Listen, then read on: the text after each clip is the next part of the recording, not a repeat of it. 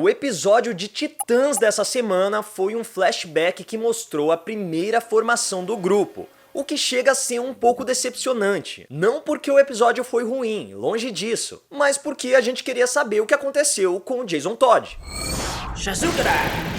Antes de começar esse vídeo, você já tá preparado para BGS? A Brasil Game Show é o maior evento de jogos e tecnologias da América Latina e esse ano vai acontecer dos dias 10 a 13 de outubro no Expo Center Norte em São Paulo. Então não perde tempo e garante o seu ingresso no link que tá na descrição desse vídeo. A Legião dos Heróis também vai estar lá, então você pode encontrar a gente para tirar uma foto ou bater um papo. Então eu te vejo lá na Brasil Game Show. Depois do gancho deixado no terceiro episódio de Titãs, nós esperávamos ver o desfecho do sequestro de Jason Todd pelas mãos do Exterminador. Mas como esse capítulo não mostrou nada disso, vamos especular algumas coisinhas antes de falar do quarto episódio? A gente já sabe que o Jason Todd não vai conhecer o Pé de Cabra, pelo menos não ainda da maneira mortal. Até porque já foi confirmado que o sétimo episódio vai trazer uma luta entre Dick Grayson, Slade Wilson e Jason Todd. Mas a gente ainda não sabe de que lado o Jason Todd vai estar nessa luta. E se em vez de matar o Robin, o Exterminador faça uma lavagem cerebral no Jason Todd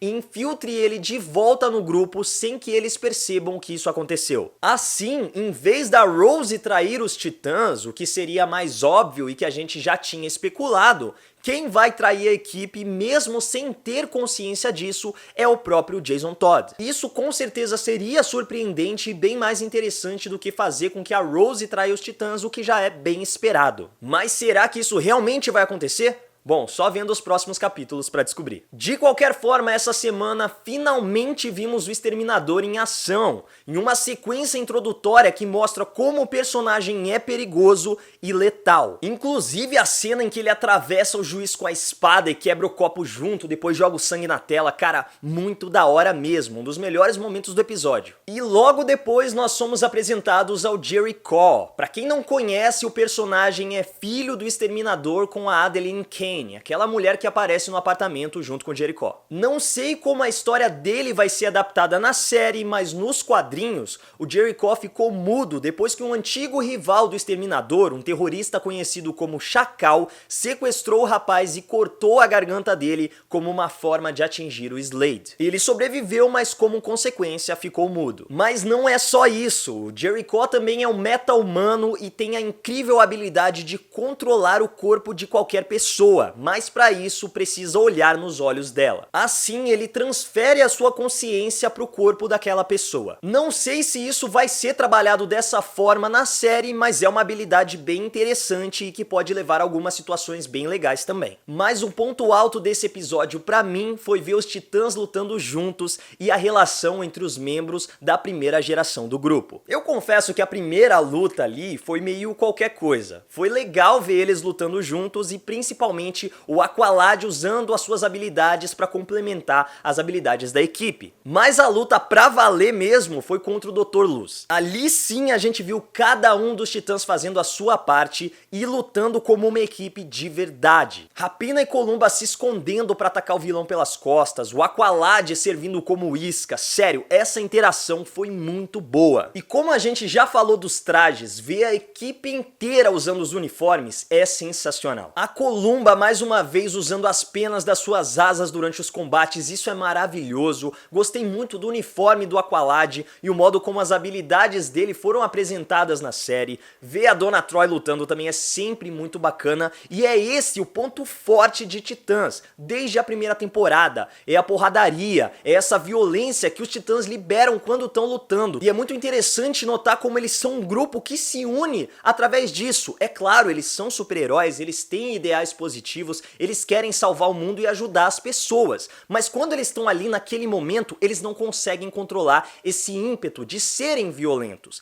E apesar daqui a gente vê os Titãs um pouco mais no início de carreira, a gente vê um pouco deles nessa jornada para se tornar esses personagens mais sombrios que nós conhecemos desde a primeira temporada, já dá pra ver como esses elementos estão presentes ali. Não no mesmo nível do que a gente já viu eles lutando, no mesmo nível que a gente já viu eles tendo essa violência dentro deles, mas mas de alguma maneira eles já se sentem muito bem quando eles estão ali lutando. E eu espero que a gente tenha muito mais desses momentos daqui pra frente. As coreografias continuam sensacionais, então eu quero ver mais coreografias, só que agora com uniforme. Vocês já mostraram os uniformes pra gente, não vem tirar isso da gente agora. As coreografias, como sempre, estão muito legais, os efeitos especiais também estão ok, não estão assim, caramba, parece Hollywood, mas não tá aquela coisa horrorosa que foi, por exemplo, o Trigon lá no primeiro episódio da segunda temporada. Funcionou muito bem para as habilidades do Aqualad, inclusive gostei muito naquele momento de descontração que eles estavam lá na festa e o Dick joga uma garrafa e ele pega sem olhar. Bem bacana esse momento também para mostrar como as habilidades dele funcionam. Afinal de contas, ele é um atlantiano e eles têm as habilidades aprimoradas. Eu gostei muito do Aqualad, o que é uma pena, porque como a gente já tinha especulado, ele realmente morreu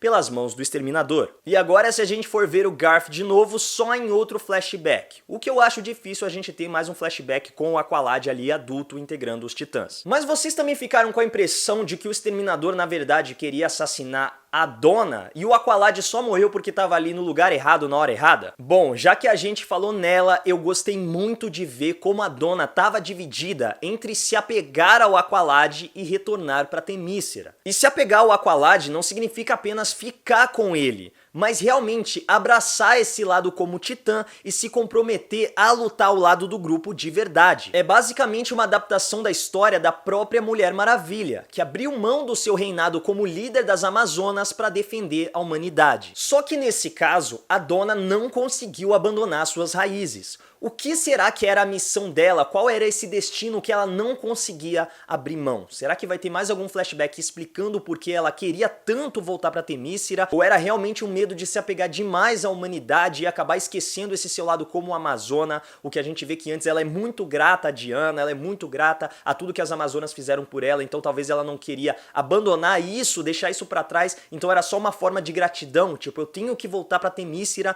porque elas me ajudaram muito, então agora eu também tenho que ajudar elas. Será que a gente pode ter um flashback deles como crianças, da Donna e do Garf, mostrando a relação deles desde a infância e como eles se tornaram grandes amigos e depois acabaram ficando juntos? Enfim, a Moça Maravilha resolve retornar para Temícera e fica com o Garf como uma espécie de despedida, uma última coisa entre eles. Ela só não imaginava que ia ser uma despedida desse jeito, né? Por mais que eu tenha gostado desse episódio e gostei da evolução que os personagens tiveram, entendendo um pouco mais do passado da Donna e como eles foram ficando mais sombrios, eu entendo quem já tá ficando irritado com o ritmo dessa segunda temporada. Porque se você parar pra pensar, tudo o que foi mostrado nesse episódio podia ter sido dissolvido em flashbacks mais curtos ao longo de um episódio normal, ou talvez dois. Toda a parte da festa do Aqualad, que... ok, essa parte até serviu pra gente ver um pouco mais dos momentos de descontração, que não era só sombrio, violência o tempo todo, deu pra gente ver que os Titãs realmente tinham esse lado feliz, então ok. Mas aquela luta contra os primeiros bandidos, até o primeiro confronto contra o Dr. Luz, nada disso foi muito aprofundado nesse episódio. A gente realmente teve um grande desenvolvimento na Donna e no Aqualad, e o resto do episódio tava ali só pra encher linguiça. Então se naquela hora, por exemplo, do episódio anterior, em que o Hank e a Dawn, dessa vez eu falei certo, viu? Semana passada eu errei. Aquela hora que eles estão na sala dos uniformes, a gente podia ter o flashback dos Titãs todos usando os trajes e saindo pra missão. Quando o grupo todo se reúne na Torre dos Titãs, quando a gente vê o Hank, a Dawn e a Donna saindo do elevador, encontrando o Dick ali na sala, nesse momento a gente podia ter tido o flashback da festa do Aqualad. Quando eles vão enfrentar o Dr. Luz lá no estádio, a gente podia ter visto a primeira vez que eles enfrentaram o vilão. A mesma coisa com o Jason Todd sequestrado pelo Exterminador. Podia ser nessa hora que a gente via como o Slade matou o Aqualad. Então, por mais que eu ainda tenha gostado desse episódio, eu entendo que ele parece desperdiçar um pouco o potencial de momentos que poderiam ter mais impacto se fossem trabalhados em melhores momentos, em outros episódios. De qualquer forma, ficamos com algumas observações interessantes desse capítulo. Primeiro, como é estranho ver o Dick e a Dawn juntos. Por mais que a gente já tenha tido aquele momento na visão provocada pelo Trigon e a gente saiba que eles têm um passado juntos, é estranho ver os personagens assim, ainda mais depois que a relação dela com o Hank já tá bem mais consolidada pra gente que assiste a série. Só que nesse momento, o Rapina não tá bolado com a situação. A gente sabe que o Hank e a Dawn ficaram juntos naquele grupo de apoio depois que eles perderam as suas famílias no acidente. Então o que deve ter rolado é que eles tiveram um relacionamento, terminaram, aí a Dawn ficou com o Dick, eles também terminaram e eles reataram o romance, né? Hank e Dawn reataram o romance. Será que depois disso teve uma traição ali da Dawn com o Dick? Provavelmente foi isso aí que fez com que o Hank ficasse com a raiva que ele tem do Dick no começo da primeira temporada. Caraca, que triângulo amoroso maluco, né? Casos de família já. Segundo é o que a gente já comentou. Quem contratou o assassinato da Donna Troy? Será que era mesmo a Moça Maravilha que devia morrer naquele momento? Ou o Exterminador queria matar a Jillian, aquela outra amazona mais velha? Será que a Jillian vai voltar a aparecer nos próximos capítulos pra gente entender um pouco mais dessa história? E será que elas iam pra Temícera no jato invisível da Mulher Maravilha? Ok, essa não é uma pergunta séria, mas eu realmente achei que eles iam brincar com essa referência ao jato da Mulher Maravilha em algum momento. E por último, mas não menos importante, no final do episódio, os Titãs descobrem a identidade do Exterminador como Slade Wilson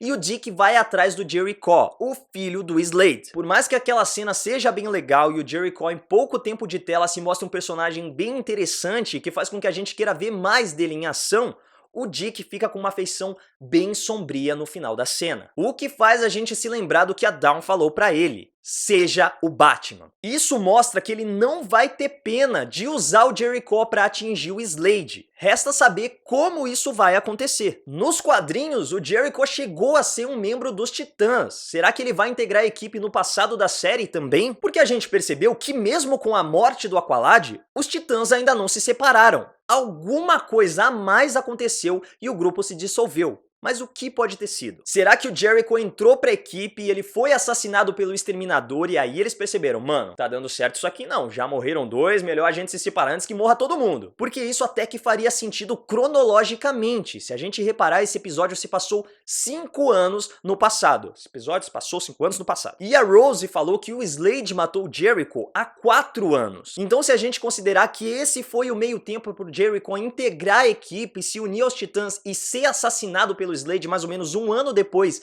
que esse episódio se passa, todas as coisas fazem sentido. Será que foi isso que levou à separação dos Titãs? Bom, como esse episódio terminou com um gancho no passado, eu acho que o próximo episódio também vai ter alguns flashbacks, mas ele não vai se situar inteiramente no passado, até porque a gente já teve um vídeo promocional do 5º episódio sendo revelado e ele mostra o Exterminador lá fazendo um discurso, dizendo que se um dia os Titãs se reunissem novamente, ele retornaria para acabar com a equipe de uma vez por todas. E agora ele veio pra provar que é um homem de palavra. Rapaz, Slade Wilson não é brinquedo não. Eu acho até que ele tá falando esse discurso nesse momento pro Jason Todd. Mas isso a gente só vai descobrir nessa sexta-feira. Comenta aí embaixo o que você achou desse episódio e da nossa análise e aproveita pra seguir a Legião dos Heróis nas nossas redes sociais. Me segue lá no Instagram também, @MaidannaLH. É isso, Legionários, e que a força esteja com vocês.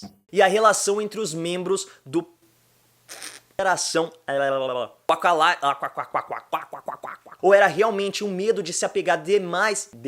Por que eu falei demais, mano? E ver esse momento em que ele trouxe o Nemo pra ela, o Nemo, caramba, tô louco. Podia ter sido